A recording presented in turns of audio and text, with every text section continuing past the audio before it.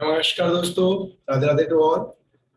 आज हम पढ़ेंगे बेसिक कॉन्सेप्ट ऑफ अकाउंटिंग, जिसमें आज मैं आपको सिखाऊंगा कि अकाउंट्स क्या होती है, कैसे काम करती है, क्यों अकाउंटिंग एक कॉमर्स स्टूडेंट के लिए, नॉन कॉमर्स के लिए, अकाउंटिंग फॉर्मेशन के लिए रिक्वायर पड़ती है और क्यों इसका यूज करना जरूरी है।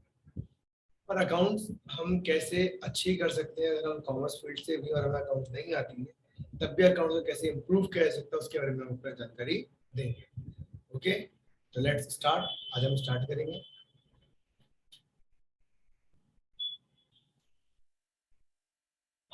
चलिए स्टार्ट करते हैं। आज हम टॉपिक पढ़ेंगे और टॉपिक कुछ नहीं है, सिंपल सा। पहले हम डिस्कस करेंगे अकाउंट्स के बारे में। अब बेसिकली अकाउंट्स जो है वो कॉमर्स का एक मेन एलिमेंट है, जिसके बिना अकाउंटिंग नहीं कर सकते या हम कुछ भी नहीं सोच सकते। अकाउंट्स बात किसकी करता है? अकाउंट्स बात करता है हमेशा ट्रांजेक्शन। अकाउंट्स बात करता है ट्रांजेक्शन्स की। अब ट्रांजेक्शन्स किसी भी फॉर्म का, उससे कोई मतलब नहीं, चाहे वो विजिबल हो, चाहे वो इनविजिबल हो, चाहे वो इन कंट्री हो, चाहे आउटसाइड द कंट्री हो। अगर आपने कोई भी ट्रांजेक्शन किया है, कोई भी लेन देन किया है, तो वो किसका पार्ट है? अकाउंटिंग का पार्ट है, अकाउंट्स का पार्ट। क्योंकि अकाउंट्स जब भी हम करते हैं तो हमें वहां क्या देखना होता है? ट्रांजेक्शन। अब ट्रांजेक्शन से पहले हमें जो देखना होता है वो that is called the event. क्या आता है? इवेंट। क्योंकि इवेंट से क्या बनता है? ट्रांजेक्शन बनता है। इवेंट लाइक दैट, सपोज करो मैं मार्केट गया, मैं कहा गया मार्केट गया, और मार्केट से अगर मैंने एक बिस्किट परचेज करने का सोचा, तो मैं क्या सोच रहा हूँ? मैं इवेंट बना रहा हूँ। क्या बना रहा हूँ? कि मुझे बिस्किट परचेज करना चाहिए, मुझे कोल्ड ड्रिंक परचेज करनी चाहिए, मुझे X Y Z things purchase करनी चाहिए। वो परचेजिंग करना ही मेरे लिए क्या इवेंट है। तो इस इवेंट के बनने पर अब मैं उस इवेंट को किस में कन्वर्ट कर रहा हूँ? ट्रांजेक्शन में। कैसे?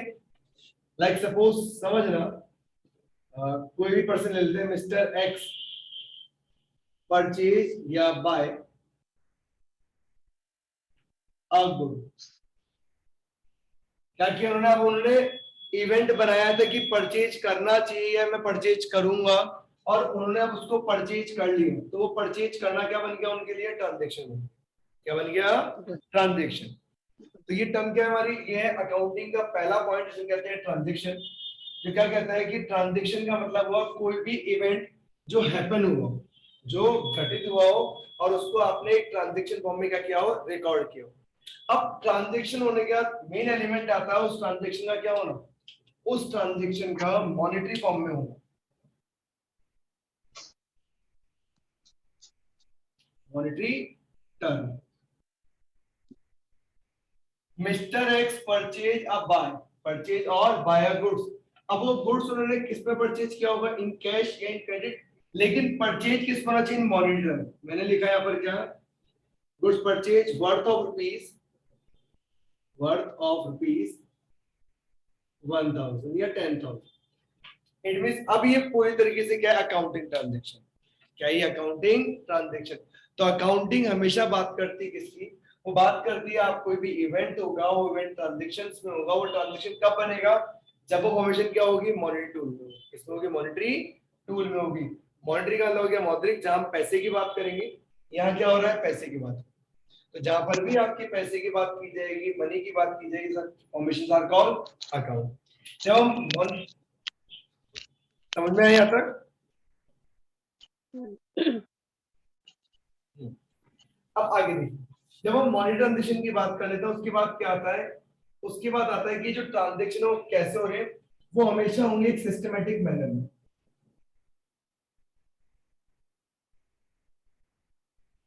इन अ सिस्टमेटिक मैनर।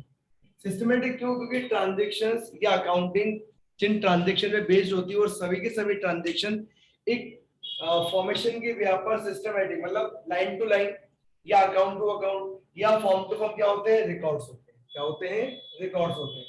तो अकाउंट्स क्या है? एक ट्रांजेक्शन है जो एक इवेंट के बिहाफ पे बनता है, जिसके अंदर हम मॉनेटरी टूल्स को देखते हैं। और मॉनेटरी टूल्स किसकी बात करते हैं? या ट्रांजेक्शन की ये पूरा का पूरा क्या होना चाहिए? सिस्टमेटिक मैनर में होना चाहिए। और सिस्टमेटिक मैनर के होने के बाद एक लास्ट पॉइंट आता है इसके अंदर, इसके हम बात करते हैं, that is called the in a particular period.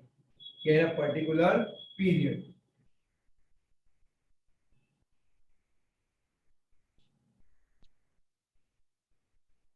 जो अकाउंट्स होती है वो अकाउंट्स बेसिकली एक पर्टिकुलर पीरियड के बेस पे वर्क करती है। विदाउट पीरियड वो अकाउंटिंग फॉर्मेशंस नहीं होंगी, क्योंकि किसी भी टर्म्स को अकाउंट्स में रिकॉर्ड करने के लिए उसका एक टाइम ड्यूरेशन का होना जरूरी है। अगर मैं आज जा रहा हूं तो मैं आज बुक्स ऑफ अकाउंट में मेंटेन करूंगा और लिखूंगा एंट्री कि मैंने गुड्स परचेज किया, या मैंने पेट्रोल के लिए पेमेंट किया, या मैंने टैक्सी का पेमेंट किया, मैं ग्रोसरी परचेज करके लाया। मैं जो भी टर्म्स लिखूंगा वो किसमें होंगे, एक अकाउंटिंग पीरियड में या एक पर्टिकुलर पीरियड के अंदर होगी। तब अकाउंट्स की डेफिनेशन क्या बनती है? It's a event which records the transactions, it is related with the monetary system या monetary tools in a systematic manner in accounting duration, या मैं यहाँ पर्टिकुलर पीरियड का जो हम टर्म देते हैं उस पर्टिकुलर पीरियड को कहते हैं अकाउंटिंग पीरियड।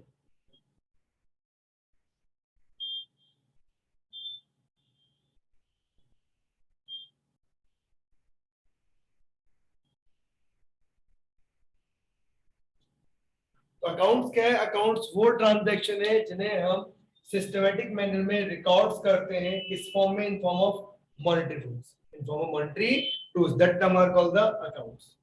यहां तक कोई डाउट?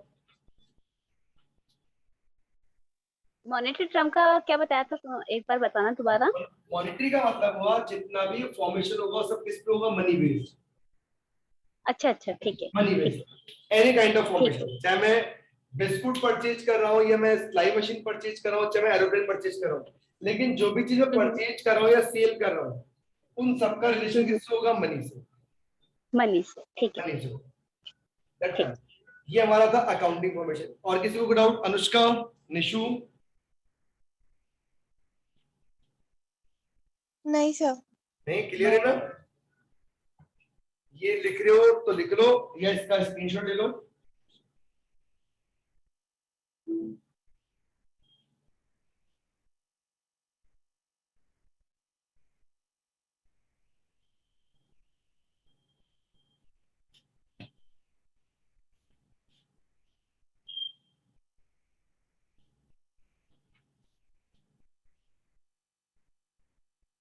कर दो ये ना।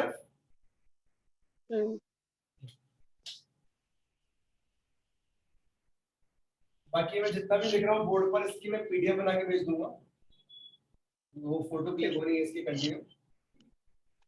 अब समझिए आप। अभी मैंने अकाउंट्स लिखा, अब अकाउंटिंग के अंदर अकाउंट्स का एक पार्ट आता है। जैसे अकाउंट की हमने बात की और अकाउंट में हमने क्या कहा? अकाउंट क्या करता है? It's record the transactions in a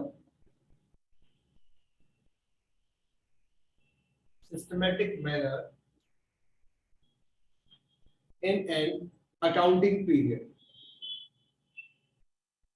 In an accounting period. तो एक वर्ड आया यहाँ पर, that word is called accounting period. Accounts normally हम देखें तो कोई भी पर्सन किसी भी फॉर्म में अकाउंट्स को रिकॉर्ड करता है, लेकिन अकाउंटिंग ये कहती है कि मैं अदरवाइज नहीं, मैं नॉर्मल बेस पे नहीं, मैं स्पेसिफाइड स्टैंडर्ड के बेस पे क्या होती है? रिकॉर्ड होती हूँ। तो जो हमारी अकाउंटिंग पीरियड होती है वो अकाउंटिंग पीरियड हमेशा स्टार्ट होती है, start with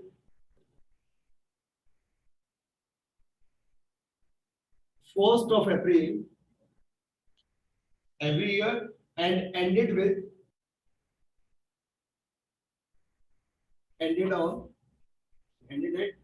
31st of March।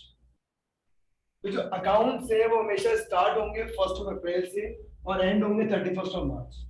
इसलिए हम हमेशा जब कहते हैं अकाउंटिंग ईयर पे वर्ड और कहते हैं that is called the financial year.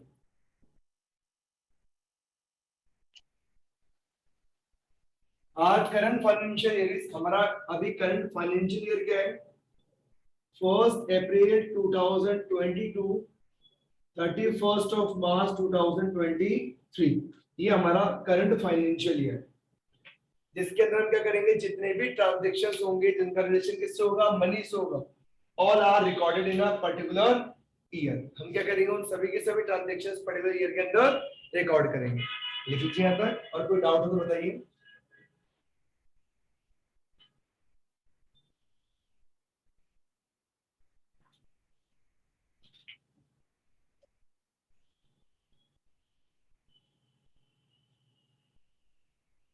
Accounts को हम लोग समझेंगे किससे, हमारे घर में जितना भी हम वर्क करते हैं उसकी बेसिक कॉन्सेप्ट से, तो उसको समझना बहुत इजी हो जाएगा हमारे लिए, क्योंकि मेरे एग्जांपल कुछ इसी बेस पे चलते हैं सारे के सारे, ताकि हम वो सारी चीजें इजीली कैचअप में आ जाए और हम इजीली समझ लें।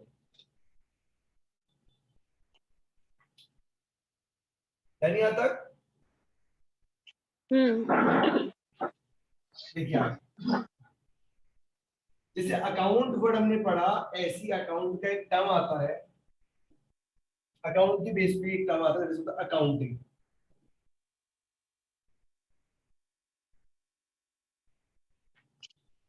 या अकाउंट और अकाउंटिंग में डिफरेंस होता है। अकाउंट बात करता है किसकी, ट्रांजैक्शंस के रिकॉर्ड्स की, रिकॉर्डिंग ऑफ ट्रांजैक्शन।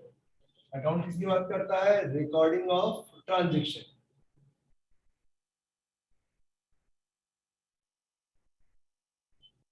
वही अकाउंटिंग बात करती है किस चीज की, अकाउंटिंग बात करती है प्रोसेस और अ टेक्निक, प्रोसेस और a technique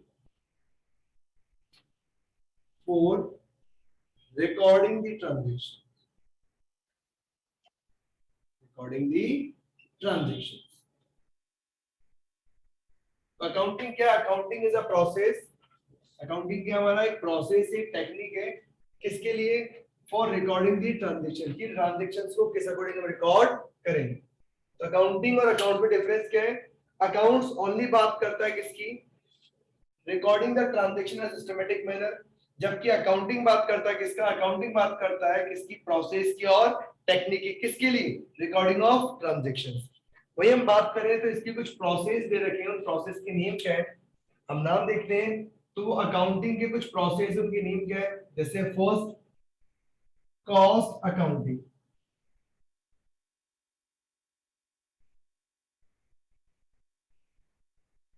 next is financial accounting,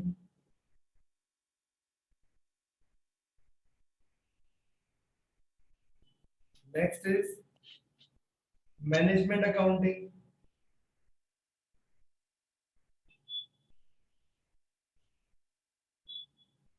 etcetera. ये कुछ अकाउंटिंग है, ये सब क्या अकाउंटिंग के टूल्स है अलग अलग। जैसे हम कॉस्ट अकाउंटिंग के अंदर हम ओनली रिकॉर्ड करते हैं किस चीज का, कॉस्टिंग से रिलेटेड ट्रांजैक्शंस।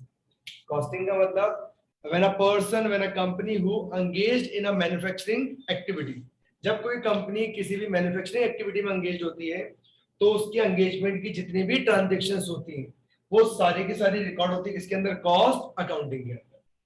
सारे के सारे ट्रांजैक्शन किस पे रिकॉर्ड होते हैं, कॉस्ट अकाउंटिंग। वही फाइनेंशियल का मतलब हो गया जब कोई भी पर्सन जिसका मैन्युफैक्चरिंग के अलावा ट्रेडिंग का बिजनेस होता है तो वो सारे के सारे ट्रांजेक्शन किस पे रिकॉर्ड करता है, फाइनेंशियल अकाउंटिंग के अंदर। मैनेजमेंट अकाउंटिंग का मतलब हो गया जहां पर वो अपने बिजनेस को मैनेज करने के लिए अलग अलग तरह की एक्टिविटीज करता है, लाइक बुक्स ऑफ अकाउंट में कितना परचेज है, कितना सेल है, मुझे कितना मेंटेन करके चल रहा है, मुझे आगे तक कितनी सेल करनी चाहिए, या मुझे कितना स्टॉक मेंटेन करना चाहिए, इसके अलावा मेरे पास कैश कितना अवेलेबल होना चाहिए, फंड कितना अवेलेबल होना चाहिए, मेरे पास सोर्सेज कौन कौन से होंगे, उन सब के लिए जो अकाउंटिंग आता है इसको होता मैनेजमेंट अकाउंटिंग। तो ये हमारे पास क्या थे, ये हमारी अकाउंटिंग के 3 पोर्शन दे रखे थे जो इंडिकेट करते हैं किस चीज को, अ प्रोसेस और a technique for recording of the transaction. यहां तक कोई डाउट?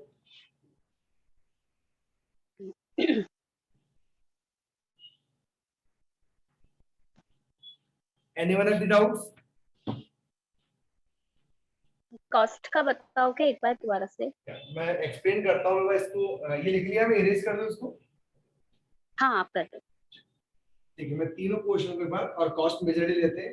तो कॉस्ट किसकी बात करते समझते हैं। कॉस्ट का मतलब हो गया, सपोज करो जैसे मेरे पास मार्कर, अभी मार्कर को मुझे प्रोड्यूस करने के लिए जिन जिन एलिमेंट की रिक्वायरमेंट होती है, requirement of the elements like suppose raw material, अब इस पे लगने वाली labour, tools, machine and other items, तो इन सब की हम अलग से क्या करते हैं, अकाउंटिंग करते हैं। इन सब की क्या करते हैं, अलग से अकाउंटिंग करते हैं। उस अलग से अकाउंटिंग करने के लिए जिस टूल का यूज करते हैं उसको कहते हैं कॉस्ट अकाउंटिंग। नॉर्मली अकाउंटिंग के अंदर गुड्स को सेल परचेज किया जाता है, लेकिन कॉस्ट अकाउंटिंग के अंदर गुड्स का सेल परचेज होने के साथ साथ उसका मेन एलिमेंट क्या होता है, उसका मैन्युफैक्चरिंग, उसका बनाना। अब ये मार्कर बना किससे, मार्कर पूरी तो प्लास्टिक से बना हुआ है, तो इस पे किस तरह का प्लास्टिक यूज हुआ होगा, उस प्लास्टिक को इस शेप में लाने के लिए हमने क्या क्या किया होगा, कौन कौन से मॉड्यूल्स का यूज किया होगा, फिर उसके लिए कौन सा रॉ मटेरियल हम लाए होंगे। लेबर भी, तो लेबर भी अलग अलग तरह की लेबर होती है, हमें पता है, कुछ स्किल्ड होती है, कुछ सेमी स्किल्ड होती है, कुछ अनस्किल्ड होती है, तो हम हर तरह की लेबर का यूज करते हैं। कुछ एक्सपर्टाइज होते हैं, उनका यूज करते हुए क्या करते हैं, मशीन्स पर किसी भी गुड्स को मैन्युफैक्चरिंग, तो गुड्स के बनाने तक कहते हैं at a point of manufacturing of goods.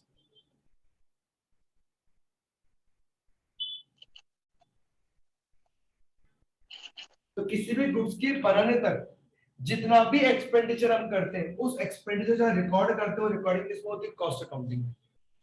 और कॉस्ट अकाउंटिंग के बाद जो गुड्स बन के आता है, जिसका फाइनल प्रोडक्ट,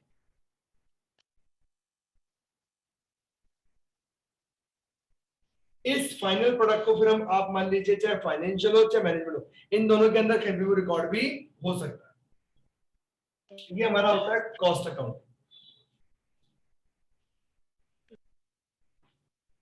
आपको डाउट?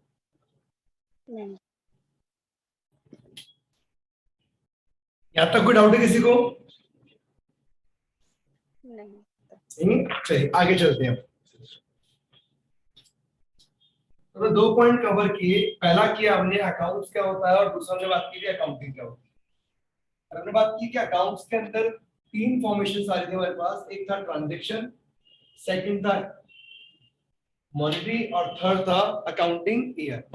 तो ट्रांजैक्शन का मतलब होता है किसी भी घटना का या इवेंट का होना, और मॉनेटरी कहता है कि जो भी इवेंट हमारे पास होगा, वो इवेंट किसमें होगा, मॉनेटरी टूल के अंदर होना चाहिए, मनी फॉर्म में होना चाहिए। और थर्ड अकाउंटिंग पीरियड का मतलब क्या हुआ कि जो भी ट्रांजैक्शन होगा वो पर्टिकुलर डेट में होगा, एक पर्टिकुलर ईयर के अंदर।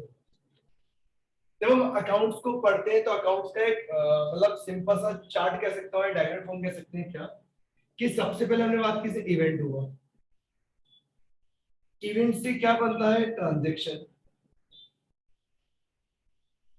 तो इस ट्रांजैक्शंस को हम रिकॉर्ड करते हैं, रिकॉर्ड, तो जिस फॉर्म में रिकॉर्ड करते हैं उस फॉर्म को कहते हैं जर्नल एंट्री।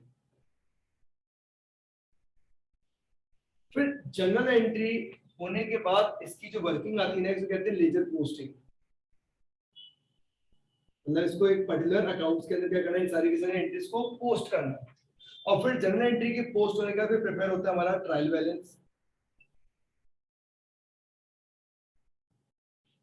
और ट्रायल बैलेंस के बाद आता है हमारे लास्ट फाइनल अकाउंट।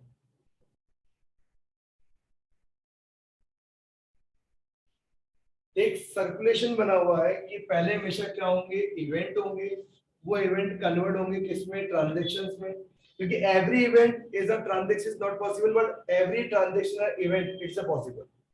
एक लाइन पूछ सकता है हम लोगों से, अगर हम किसी कॉम्पिटिटिव पेपर की तैयारी करते हैं तो उसमें पूछ सकता है कि क्या हर एक इवेंट ट्रांजैक्शन हो सकता है, नहीं, क्योंकि हर एक इवेंट का रिलेशन ट्रांजैक्शंस में एक वर्ड आता है, इसे हम कहते हैं मनी। तो हर एक इवेंट मनी पे बेस्ड हो या रिक्वायर्ड नहीं होता है, इसलिए हम कह सकते हैं कि हर एक इवेंट ट्रांजैक्शन हो ये पॉसिबल नहीं है, लेकिन हर एक ट्रांजैक्शन इवेंट हो ये पॉसिबल है। हर एक ट्रांजैक्शन क्या हो, इवेंट हो ये पॉसिबल है। फिर ट्रांजैक्शंस में हम क्या करते हैं, जितने भी ट्रांजैक्शंस उनको हम क्या करते हैं, रिकॉर्ड करते हैं किसमें, in a particular form, that is called journal entry. Journal entry ये एक स्टेटमेंट होता है जिसके अंदर हमारी जितनी भी अकाउंटिंग ट्रांजैक्शंस होते हैं उनको रिकॉर्ड करते हैं।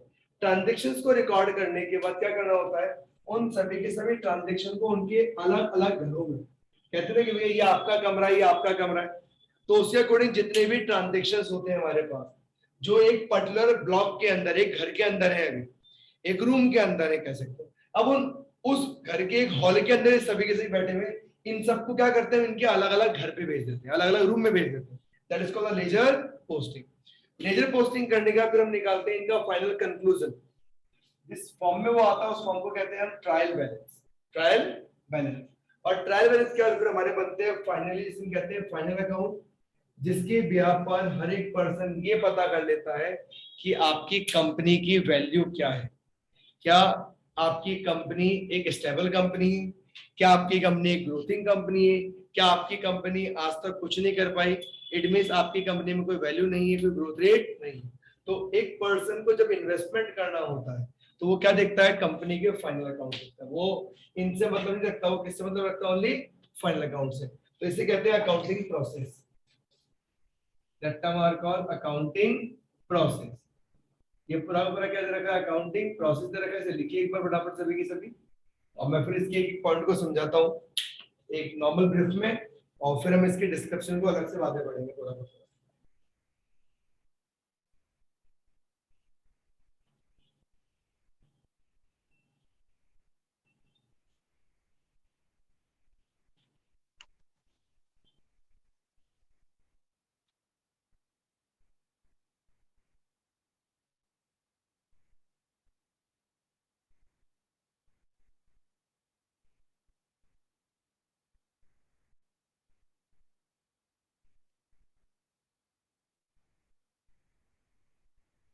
Done.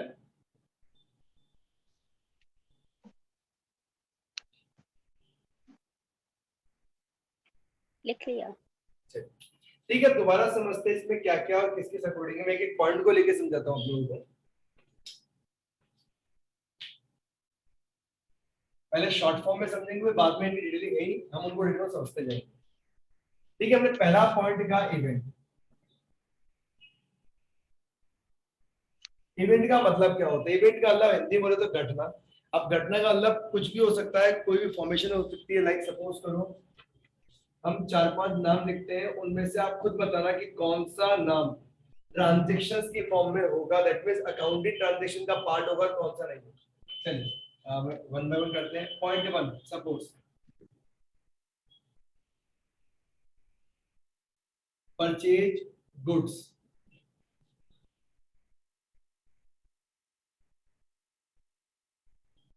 Donate the goods,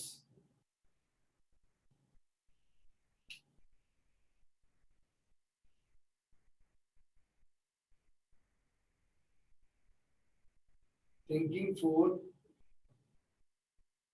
going abroad,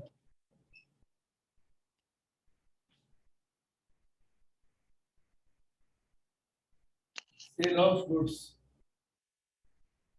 इनमें से कौन से ट्रांजेक्शन एक्चुअली में ट्रांजेक्शंस बन सकते हैं आगे जाकर, और कौन से नहीं बनेंगे? पहला बन सकता है, यस। यस। Second no. नहीं, थर्ड, नो। फोर्थ। यस। हाँ निशु, इनमें से कोई कौन सा जो ट्रांजेक्शन नहीं होगा? निशु इवेंट तो कोई सा भी हो सकता है, लेकिन अकाउंट्स की बेसिस पे देखेंगे तो परचेज ऑफ गुड्स ही हमारे लिए इवेंट है। ओके, चलिए इधर देखिए समझिए। यहाँ अगर हम बात करें परचेज ऑफ गुड्स, ये ट्रांजेक्शन बन सकता है अगर ये हम मनी टर्म में परचेज करने वाले हैं। डोनेट दी गुड्स आल्सो भी आर ट्रांजेक्शन, में जो गुड्स आप परचेज करके अगर आपने रखा हुआ है तो आपके पास क्या होगी? उसकी एक मनी वैल्यू होगी, जिसे कहते हैं मॉनेटरी वैल्यू होगी। डन। फिर हम बात करते हैं क्या? Thinking for going abroad. Thinking for going abroad, मैं सोच रहा हूं अब्रॉड जाने की। सोचना इट्स नॉट अ ट्रांजेक्शन, एक इवेंट है लेकिन ये ट्रांजेक्शन नहीं है। वही सेल ऑफ गुड, मैं किसी गुड्स को जो मैंने परचेज किया होगा उसको मार्केट में आगे जाके सेल करूंगा, तो उसको सेल करना मेरा क्या है? ट्रांजेक्शन। क्या मेरा ट्रांजेक्शन है? क्यों? क्योंकि उसका रिलेशन भी किससे आ रहा है? मनी से आ रहा है। किससे आ रहा है? मनी से आ रहा है। तो यहां तक में किसी को डाउट हो तो बोलिए। ये तो था इवेंट। अब हम बात करते हैं ट्रांजेक्शन। तो देखो इवेंट से ट्रांजेक्शन पे जा रहे हैं, हमें इन्हीं पॉइंट्स को हम लेके चलेंगे। अब ये ट्रांजेक्शंस बनेंगे नहीं बनेंगे, हम उन पॉइंट की बात करेंगे। लिखते हैं और लिखते हैं ट्रांजेक्शन। ठीक है, बाकी कैसे पढ़ाते हैं आई डोंट नो, मैं मेरे अलग तरीके से पढ़ाता हूँ, तो कौन सा समझ में नहीं है तो मुझे बता देना एक बार। ठीक है, तो ट्रांजेक्शंस की हमने बात की। ट्रांजेक्शन क्या कहता है? ट्रांजेक्शंस कहता है कि event relate with money. Event किससे रिलेट करना चाहिए? मनी से रिलेट करना चाहिए। अगर इवेंट का रिलेशन मनी से नहीं है, अगर क्या नहीं है, इवेंट का रिलेशन मनी से नहीं है, तो फिर वो हमारे क्या नहीं है, ट्रांजेक्शन में क्या नहीं है, वो हमारे ट्रांजेक्शन नहीं। जैसे like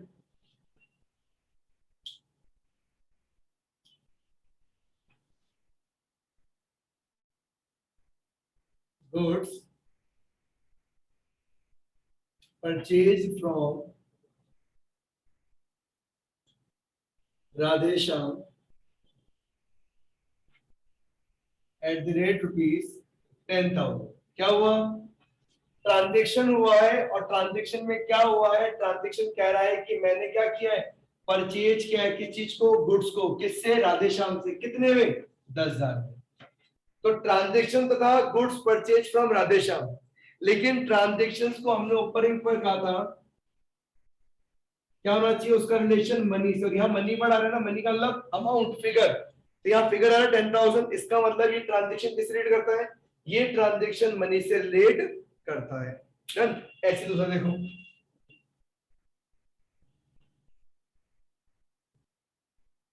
goods donate in a temple,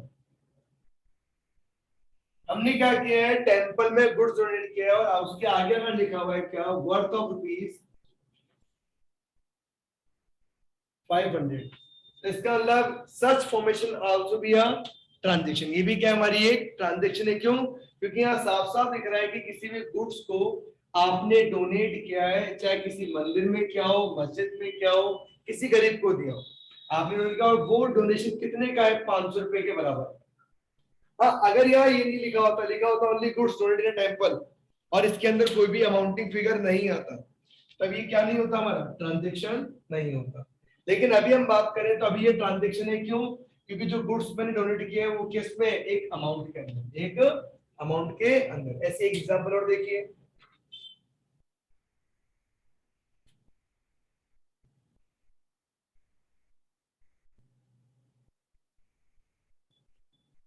wages paid for ₹1,500, क्या किया हमने, ₹1,500 का वेजेस पे किया है।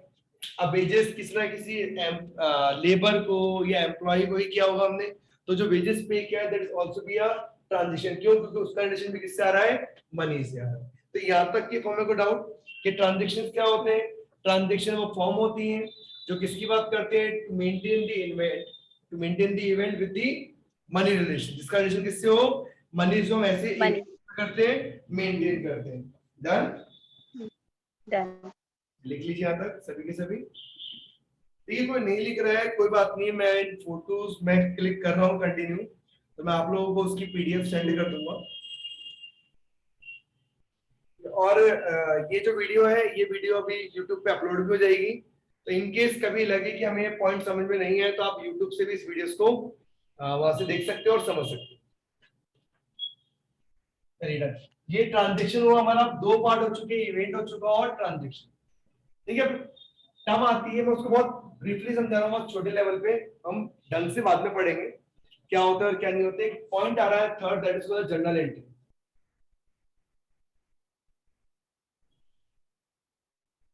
अब जर्नल एंट्री क्या कहती है, जर्नल एंट्री का मतलब होता है क्या, टू रिकॉर्ड द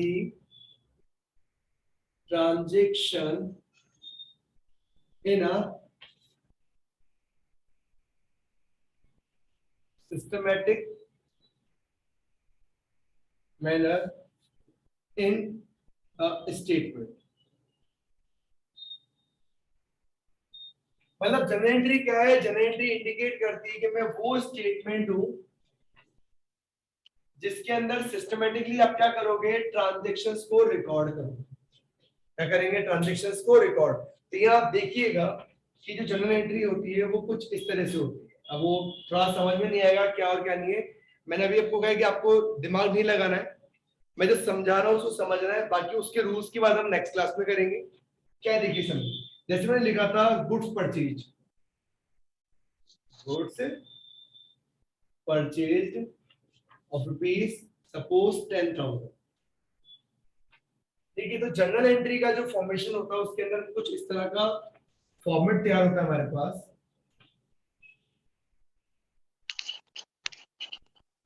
ये फॉर्म में वर्क कैसे करता है ये मैं जो नेक्स्ट क्लास दूंगा उसमें समझाऊंगा। डेट, यहाँ आता है पर्टिकुलर, यहाँ आता है LF लेजर फोलियो, यहाँ आता है डेबिट और ये आता है क्रेडिट। आज ही समझ नहीं आएगा, बस वो हमने प्रोसेस लिखा है तो उसके लिए छोटी एग्जांपल्स फॉर्म में समझा। लाइक गुड्स परचेज किया तो मेरे पास गुड्स आ रहा है तो उसकी फॉर्म में गुड्स का आना लिखते हैं परचेज से, तो परचेज अकाउंट डेबिट।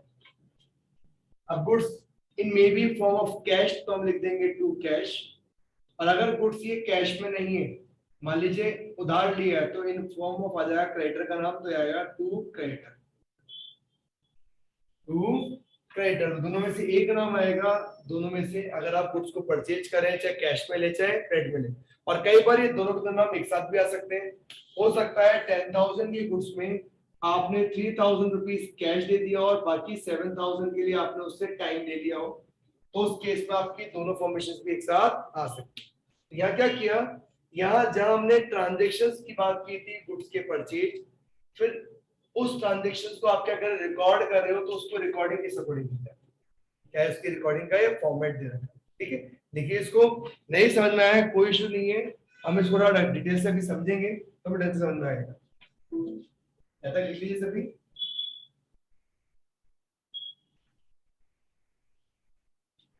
एक बार क्या प्रोसेस समझ रहे हैं, प्रोसेस में क्या क्या था इसकी। डन। अब जैसे हमने भी जनरल एंट्री करी है, इस जनरल एंट्री के बाद इसकी लेजर पोस्टिंग होती है। मैंने क्या कहा, ये तीनों के तीनों भी एक समझने की चीज। अगर हम बात करें ये तीनों के तीनों भी कहा है, एक रूम में बैठे हुए, हॉल के अंदर बैठे हुए, हॉल में, समझे, ये तीनों के तीनों कहां बैठे हुए, एक हॉल में बैठे हुए। हमने क्या कहा था कि जो नेक्स्ट टर्म आता है ट्रांजेक्शन, क्या कहते हैं, जिसे हम कहते हैं कौन से, लेजर पोस्टिंग। क्या कहते हैं, लेजर पोस्टिंग। तो लेजर पोस्टिंग क्या कहती है, लेजर पोस्टिंग ये कहती है कि जितने भी आपके पास अलग अलग ये सब एक साथ बैठे हुए हैं, इन सबको क्या करो, इनकी अलग अलग रूम में भेज दो। क्या कर दो, इनकी अलग अलग, हॉल में क्या होंगे, कुछ रूम्स होंगे, तो इनको इनकी हॉल से निकाल के इनके अलग अलग रूम में एडजस्ट कर दो। क्या कर दो, एडजस्ट। तो हम वही चीज यहाँ पे करेंगे। कैसे करते हैं, देखिए नेक्स्ट पॉइंट की बात करते हैं। एंट्री मैंने नीचे लिखी हुई, उस एंट्री को छोड़ देता हूं और उसके अकॉर्डिंग ही करेंगे। हमने क्या लिखा, next point is ledger posting.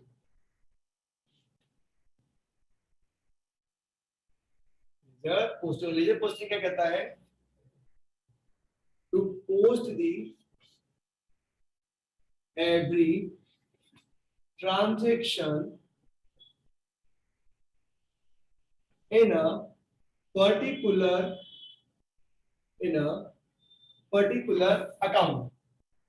क्या कहा उसने कि हर एक ट्रांजेक्शन को उसके एक पर्टिकुलर अकाउंट में क्या करो, ट्रांसफर कर दो या पोस्ट कर दो। कैसे समझना, जिसे हमने ये बनाया है, यहाँ पे एक छोटा सा बनाता हूँ। लेजर पोस्टिंग कैसे होती है, ये लिखा है मैंने, परचेज अकाउंट। लेजर कुछ इस तरह से बनता है, पहला कॉलम होता है उसके डेट का, फिर नेक्स्ट कॉलम इज पर्टिकुलर, फिर next column is JF, that is general folio, फिर नेक्स्ट कॉलम इज अमाउंट, फिर यही वापस रिपीट कॉलम होते हैं, डेट, पर्टिकुलर,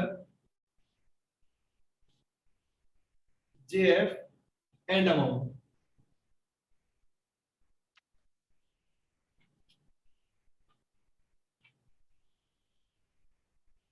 अब जो ट्रांजेक्शन था, ट्रांजेक्शन देखो जब इसके अंदर ही करते हैं एक बार, तो परचेज में केवल परचेज है, तो परचेज के दोनों पार्ट है ना। अगर ये सिंगल सिंगल होंगे तो सिंगल, और डबल है तो डबल। तो purchase account debit to cash, तो यहां पर आपके कहता है टू कैश। अगर क्रेडिट है तो मानो टू क्रेडिटर।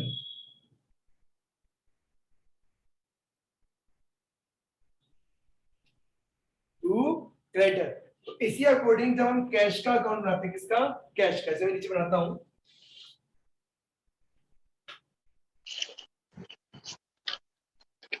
मान लेते हैं इसके फिगर में ये 3,000 की सेल परचेज थे 7,000।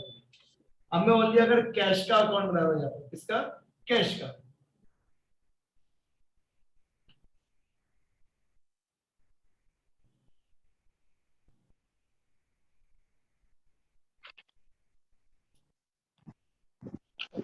पॉइंट में आएगा date particular JF amount, date particular JF और अमाउंट। अब कैश में ट्रांजेक्शन में कहा जाएगा, हमने लिखा है purchase account debit to cash, तो कैश में ओनली कैश रीडर क्या ले जाएगा बाय परचेज, और कैश का फिगर आ गया 3000।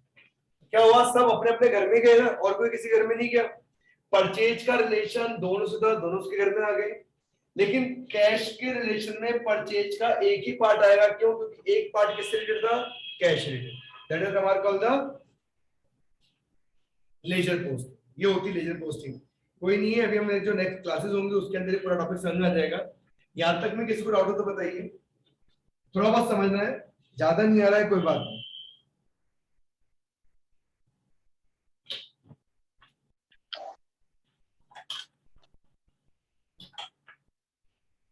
यार आगे चले। देखिए अब आगे का जो प्रोसेस ऑफ टर्म है वो हम ऐसे समझा नहीं पाएंगे प्रॉपर्ली, एक एक लाइन में समझा देता हूँ क्या क्या होते हैं वो, और फिर हमारे मेन नॉर्म्स पे आएंगे।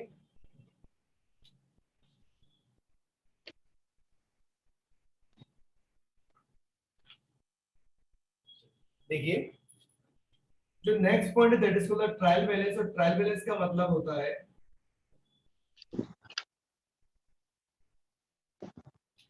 टू मैच दी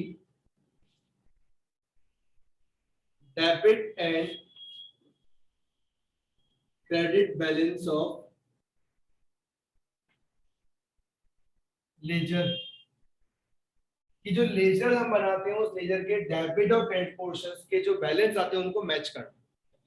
जैसे एक चीज छोटा सा बनाता हूँ, एक चीज अभी हमें ये नहीं पता कि कौन सा बैलेंस कहाँ होता है, तो हम वही चीज पर बात करेंगे। अभी एक छोटा सा बना दिया मैंने डमी, यहाँ लिख दिया डेबिट और यहाँ लिख दिया मैंने क्रेडिट।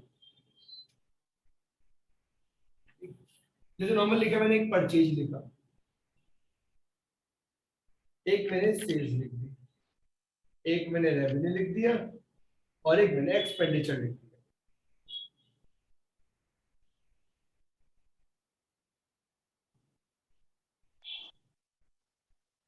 अब समझते हैं, जैसे परचेज लिखी मैंने 10,000, एक्सपेंडिचर लिखी मैंने 9,000, सेल्स आगे मैंने लिखी 15,000 और मैंने रेवेन्यू लिखी 3,000। अब मान लो इधर टोटल लगाया, ये आया 19 का और इधर लगा 18 का, क्या बराबर हो रहे हैं? नहीं हो रहे हैं। तो ट्रायल बैलेंस इसी की बात करता है, या तो ये कॉलम बराबर होंगे, ठीक है नहीं। अब मान लो अब क्या है, बराबर है, तो दो ही चीज की बात करता है कि जो कॉलम्स है, कौन से कॉलम जो लेजर पोस्टिंग के बाद हमारे पास आएंगे बैलेंस निकलने, इन सभी की बैलेंस का जो टोटल है, डेबिट साइड का और क्रेडिट साइड का बैलेंस का जो टोटल आएगा लेजर से, वो क्या होनी चाहिए, मैच होनी चाहिए। क्या होनी चाहिए, मैच। अगर मिसमैच है, मान लो यहाँ पर आ रहा था 19 और यहाँ आ रहा होता 18, तो अगर ये मिसमैच है तो मिसमैच किस कारण से, उसको एनालाइज करने के लिए हम किसका यूज करते हैं, ट्रायल बैलेंस का यूज करते हैं। लिख लीजिए यहाँ तक।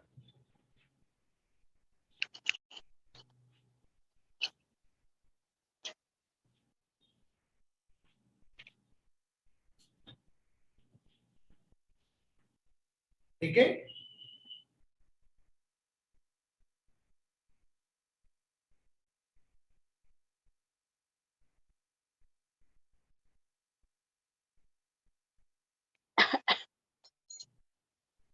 the last term is final account.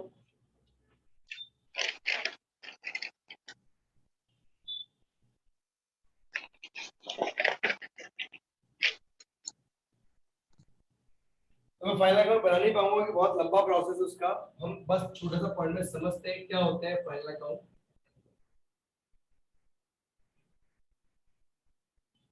और ये किसकी बात करते हैं, तो फाइनल अकाउंट बात करते हैं किसकी,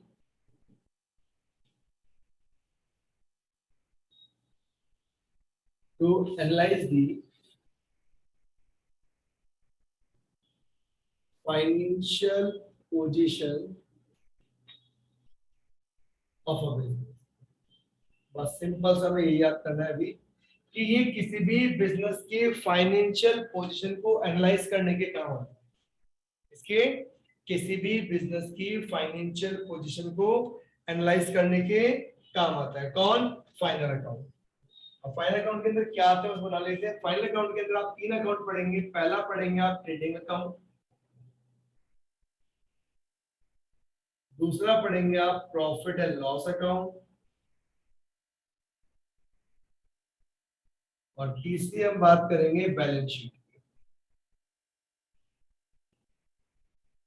ये 3 तरह की फॉर्मेशन पढ़नी फाइनल अकाउंट, जिसके भी यहाँ पर हम क्या करते हैं, किसी भी बिजनेस के, किसी भी फर्म के, किसी भी कंपनी के फाइनेंशियल पोजीशन को एनालाइज करते हैं कि कंपनी के अंदर उनकी फाइनेंशियल पोजीशन क्या है और क्या नहीं है। मतलब कंपनी कितना स्टैंड कर रही है, कितना नहीं कर रही है। आज अगर आपको 2 या 5 लाख रुपए का पड़े और आपको इन्वेस्टमेंट करना है किसी कंपनी में, तो किसको देख के करोगी? हम कंपनी की फाइनल अकाउंट्स को देखते हैं और उसके भी पर क्या करते हैं, उनको स्पेंड करते हैं, क्योंकि उससे ही पता लगता है कि कंपनी स्टैंड कहाँ कर रही है। मतलब कंपनी, अगर हम बात करें इस चीज की कि कंपनी प्रॉफिटेबल है और नो, क्या कंपनी प्रॉफिटेबल है या नहीं है, उसको देखते हुए क्या करते हैं, हम बुक्स ऑफ अकाउंट मेंटेन करते हैं और उसी अकॉर्डिंग क्या करते हो आप कंपनी में इन्वेस्टमेंट की बात करते हो। यहाँ तक के पॉइंट्स में किसको डाउट हो तो बताओ।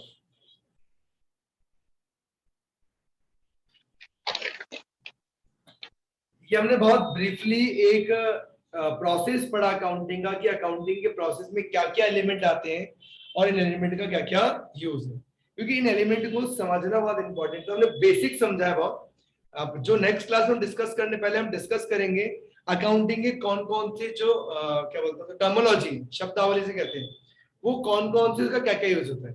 तो उस पर हम बेसिक्स की बात करेंगे, like of capital, drawing, expenditures, receipts, assets, liabilities, कुछ इस तरह की 20 से 25 एक्टिविटीज अब नाम दे रखे हैं, उन पे कल हम डिस्कशन करेंगे, जिससे हमें पता लगेगा कि अकाउंट्स में इनका क्या क्या रोल है और ये कैसे कैसे यूज में आएंगे। तो यहाँ तक की क्लास में किसी को डाउट हो तो बताइए।